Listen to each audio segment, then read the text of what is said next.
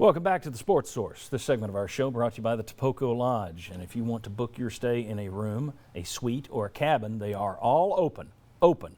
Despite what that ticker says at the bottom of the screen. That's my fault. They are open, have been open, and the Topoco Tavern is open to about 50%. So you'll want to call ahead and make reservations. But it's a beautiful place, and these folks have worked so hard restoring it over the years.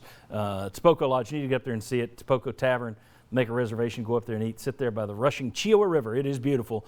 Just about 60 miles outside of Knoxville, the Topoco Lodge. Okay, back with VFL Sterling Hinton and Fuad Reveiz, and everyone talks about Johnny Majors, the motivator. I saw Matt Cavanaugh this week, the former NFL quarterback who played for him at Pitt. He said, I was around Bill Walsh. I was around Bill Parcells. They didn't have anything on Johnny Majors when it came to motivating you. Any stories on how you, that you can tell? Mine's a little bit atypical because everybody knows what the strong arm, and the iron hand, iron fist Coach Majors led with. This one was probably one of the most motivating speeches guys in my era we just cling to. We still talk about it when we get together. It's one of them Friday night speeches after the walkthrough. He just decides, let me tell you guys something. We won some big games. This is the '89 season. It's amazing because showed the Auburn. Yeah, you got a little love. But it's crazy because that was that Friday before then, and I was just telling him off camera the story I was going to tell. Let me get into it. So this is Friday's story. It's all about getting your mind right, get ready for the game. So Coach says, let me tell you guys something. Right now we're undefeated, but we don't have any SEC wins. And now we're in the SEC, and we got those Auburn guys coming up here, War Eagles. But it's something about when you win. So all you guys around here, you all look a little better. And he get his old lipstick on and everybody that played for him know how he did the lipstick, the lip with the chapstick, lip balm. He said, you look better when you win.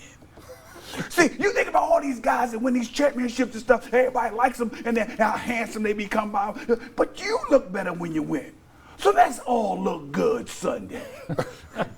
You look better. You look better when you win. You become more handsome when you win. And you think about it, winners, winners don't suffer. Winners don't have a problem.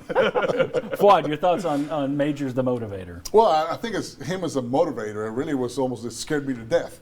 I remember as a freshman, I was kicking extra points, and I just was barely making him inside. And finally, he stopped practice. He looked at me and literally just grabbed me by the face mask again. God forbid you do that now, but he grabbed me by the face mask and says, "What are you doing? You're putting to the right or the upright. You got to go right down the middle."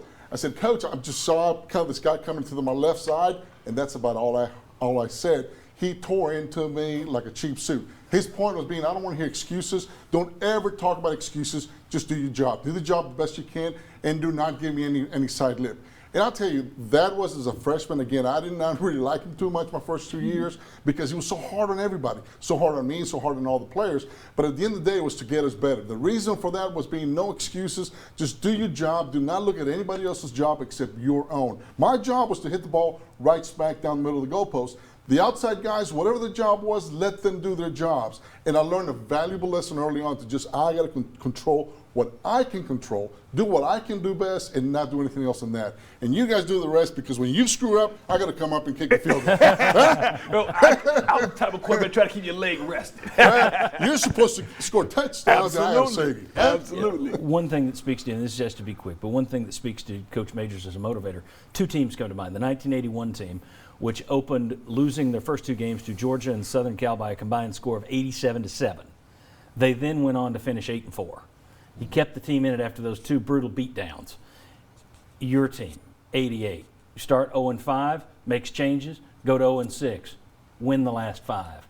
11-1 the next year, SEC title.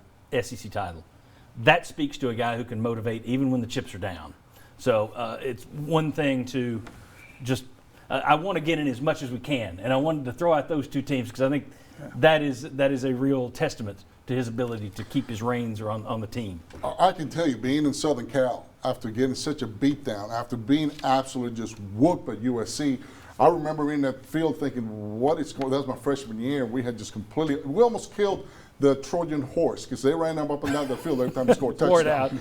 And I remember thinking, what are we going from this point forward? And it's very easy to sit there and just beat you down as much as possible instead of knowing how much to hit you and pick you back up, hit you, pick you back up. And that's what Coach Majors did so well. He knew how much to beat you down, and then at that point where you're almost going to give up, hey, come on, let's get back on it. And he did a really good job on that. And you learn as you move forward that he really cares for you. Absolutely. Very good. Strong Hinton, thanks for coming in today. Oh, man, thanks for having me, John. I P. Always appreciate a it. pleasure to be on the I hope Sports you'll hang Source. out with us. Fuad, Absolutely. stay right there. We're going to bring out Tommy Sims again next. We'll talk a little bit more about Johnny Majors and the some motivational stories or what lasting impact he had on these guys. We're still going to talk about the 85 team. We got a lot more to come. Come on back on the Sports Source.